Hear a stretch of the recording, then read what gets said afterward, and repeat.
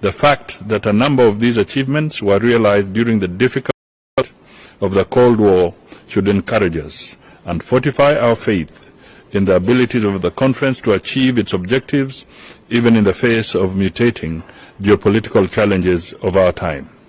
We must continue to carry the vision of our predecessors, who recognized by weapons of mass destruction to humanity as a whole and the environment. They therefore embarked on a noble mission to dissuade and even using. We hold the firm conviction that the only assurance against nuclear war is through the complete elimination of these weapons from stockpiles of states. Madam President, pending the achievement of complete nuclear disarmament, Kenya echoes the calls for the urgent conclusion of a universal, national and legally binding instrument to resolutely guarantee non-nuclear weapon states against the use or threat of use of nuclear weapons. It is gravely concerning that some states have been the subject of nuclear threats. Further, Kenya is confident that the establishment of nuclear weapons-free zones across the globe is a vital step towards the eventual achievement of a nuclear weapons-free world. We are therefore committed to the African Nuclear Weapon-Free Zone Treaty, also referred to as the Treaty of Pelindaba, signed in 1996. Accordingly, we also all proclamation of peace. We look forward to the eventual establishment of more nuclear weapon-free zones in the regions including the Middle East zone as mandated by the United Nations, aimed at keeping our outer space and celestial bodies free from weapons. We must preserve the peaceful uses of outer space for the benefit of all humanity. Kenya is keen to enhance access to space services including Earth observation, navigation and positioning, satellite communications, space operations and systems engineering and space science and astronomy. In May 2018, Kenya became a space-faring nation with the launch of its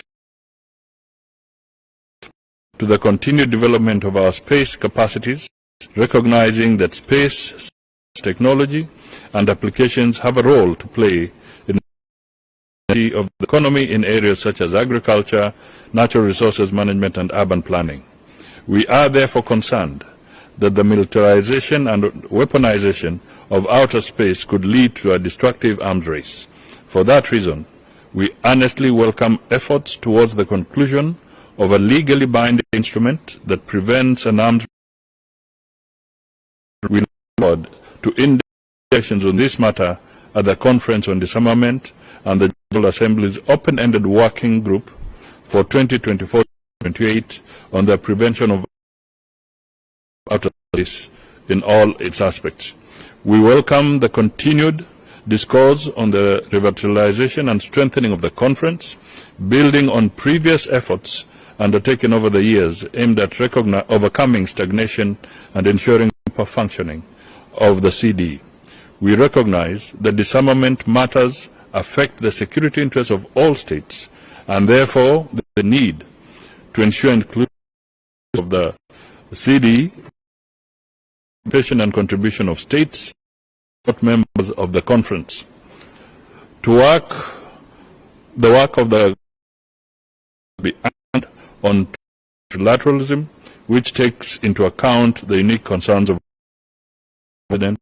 Let me underscore Kenya's commitment to the peaceful uses of nuclear energy and technology for socio-economic advancement, as well as it presents immense opportunities for development in areas such as public health, sustainable energy, to mention a few.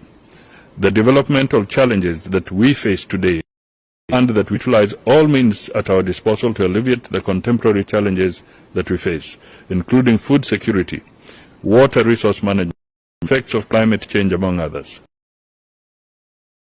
Right, all states to tap into the nuclear energy in a responsible and transparent manner.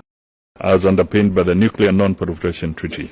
In Kenya, the Nuclear Regulatory Authority Act of 2019 provides a comprehensive framework for the regulation of safe, secure and peaceful utilization of atomic energy and nuclear technology, the production and use of radiation sources and the management of radioactive waste.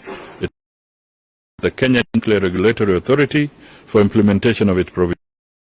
Welcome international cooperation among states, the exchange of information, knowledge, and good practices and resources in the use of technology for peaceful purposes.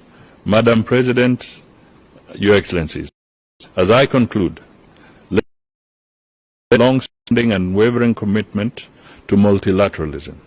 We view this as a vital and relevant approach to addressing complex global issues by providing a framework for collective action and inclusive decision-making.